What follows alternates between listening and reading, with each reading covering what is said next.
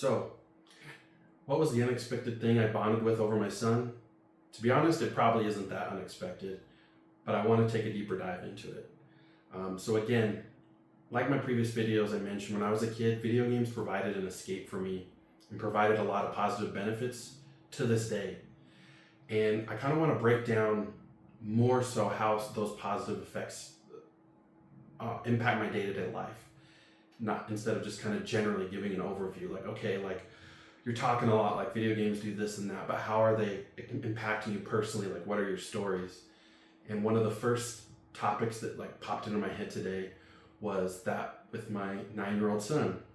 And as everyone knows, like being a parent at any point in life, it's a lot of learning, a lot of failure, a lot of trial and error, especially when it's like your first kid. And being at 9 years old, it's a kind of a cool age because he's getting to a point where I can actually have slightly more mature conversations with him,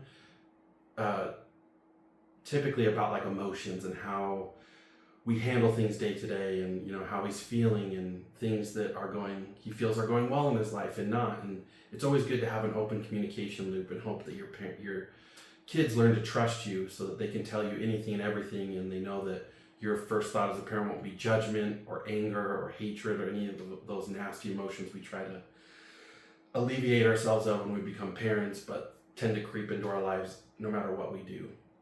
And one of the biggest things I've noticed lately, throughout his whole life, but especially recently, he's also getting to a point where he understands games at a higher level.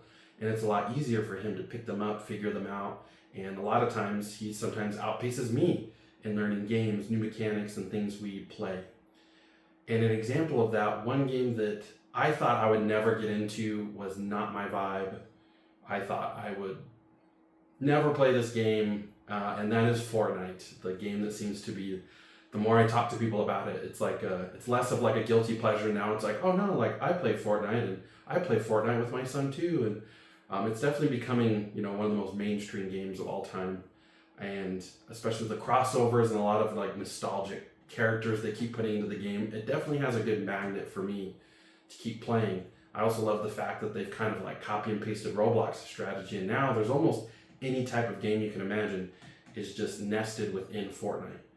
Whether it's playing like a prop hunt game or even some horror games I've seen being popping in and out of there, and all sorts of different things you can do. It's not just Battle Royale, it's so much more than that, from Fortnite Festival to Fortnite Lego and racing. I feel like they are doing a good job of getting every type of audience of gamer that's out there and non-gamer.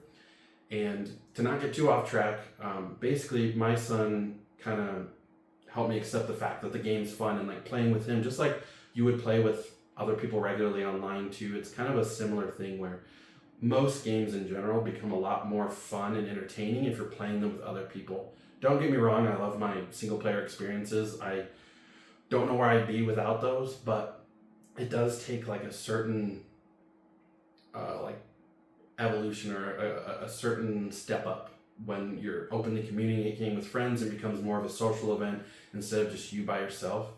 And for me and my son, that's helped us bond in unimaginable ways. One of my favorite things when we play is I'll straight up ask him about game mechanics, and he'll keep up to date with the latest YouTubers, like Nick A30 is his favorite, and he'll learn a lot from, like, not just for entertainment, but he'll learn more about the game, and then he'll go implement those in an actual match. And I don't know most of these because I'm not on YouTube spending most of my time watching Fortnite streamers, even though I have started to dabble a little bit in that realm to figure out, to make myself better, because especially as I get older, I can see the diminishing returns on my gaming skills, no matter how much time I invest in a game. And how much my son sometimes makes fun of me, because I do honestly think he is better and will continue to be much better at a quicker rate than I ever will be. But the cool thing, besides like teamwork, like there's a lot of things I've mentioned previously about what games teach you, but I think from a father-son perspective in particular, because again, that's all I have experience with it in that type of relationship, it's, I think, made him trust me more, and vice versa. Like, I love being able to ask him a question and he has the answer, or one of the cooler things, he doesn't have an answer. He doesn't know maybe what I'm talking about or alluding to, but then I watch him in real time figure it out, whether it's in the game or a certain setting, or just it's cool to see all the gears working in his brain. And I feel like from a developmental standpoint for a kid, that's like awesome. Like it's not just problem solving, but it's also the extra impact of, oh, you're solving a problem for someone else. And I think if a kid can develop the skills to want to accomplish things, sometimes more for others than themselves, they're going to have like unlimited success for the rest of their life. And it's something that I never developed well enough as a kid that I'm now starting to develop in my 30s. So it's obviously, I feel like a much lower level than even my 9-year-old son.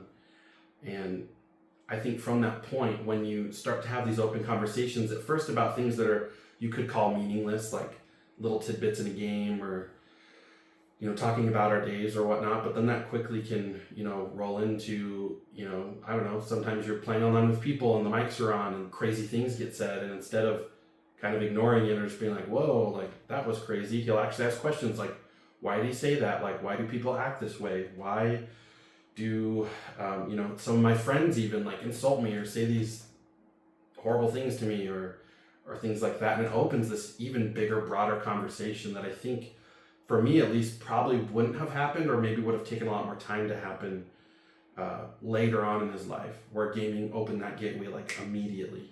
And it was pretty easy and like effortless. Like that's another thing too, like because games are already kind of taking us out of sometimes the normal day-to-day life and minutia of life, I feel like that can free up our brains to be less stressed, less concerned, and overthinking things, like thinking about, oh, what should I say or whatnot. Like it's easier for things to just roll off the cuff, because most of the time, unless you're extremely competitive or heated, which happens to everyone, most of the time you're in a pretty relaxed state. Like you're just chilling, you're focused.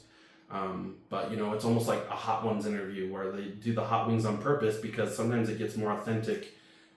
What comes to your mind first, answers out of like celebrities and stuff. I feel like it's a more less painful version of that when you're sitting down with your child playing a game, and then just stories come up, experiences come up. He'll tell me about something that happened in school that's related to what we start talking about from the game, and it just blossoms into this really awesome, I like to think of like an oak tree of a relationship where you just have a really thick root or base of trust and a foundation that you can build off of for the rest of our lives, and that I hope to build off for the rest of our lives.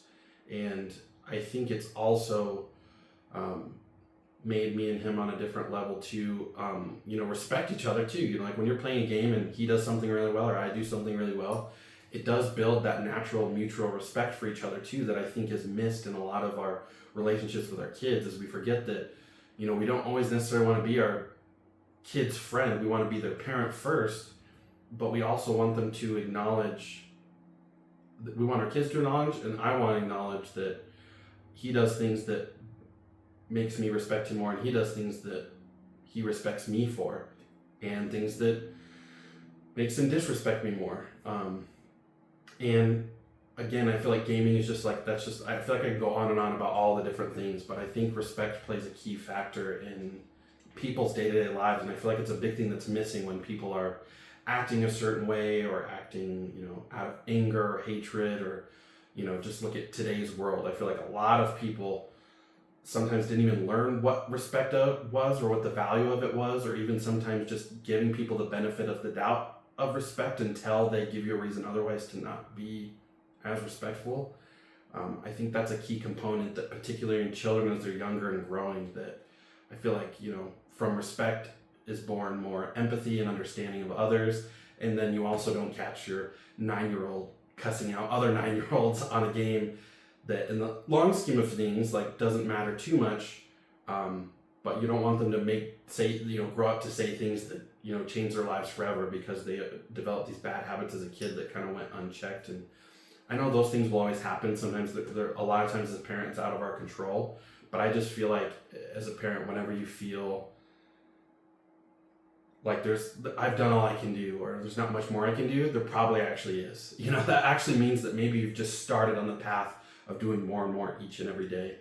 And again, Fortnite made that happen, and as much as I sometimes hate myself and my wallet for spending ridiculous amounts of money on that game, and typically for my son for birthdays and Christmases and whatnot, like I still see the crazy amount of value in a way that I'm getting back from something that is entertainment based, but is formulated in a way that just makes not only makes life more enjoyable, but just makes life also around other people more enjoyable. And um, it's fun to also, you know, people make fun of Fortnite with all the younger audience that's on it, which now I think it's every age group's probably on Fortnite, but it also keeps me in check too. You know, it's not a Call of Duty lobby where I'm with a lot of people my same age and people are just saying the worst things ever. Like in Fortnite, it's pretty chill and you can turn those voice options off. And I just think it's like a super cool environment to explore with your kids, and it's pretty safe. And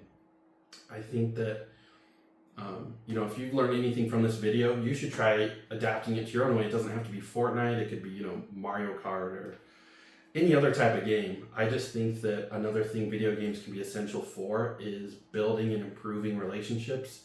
Again, if they're used wisely. I will always, when it comes to gaming, I'll always leave my last little note about still always having a balance. You know, I always make sure to still go outside, play basketball with my son, and do other activities that particularly don't involve screens.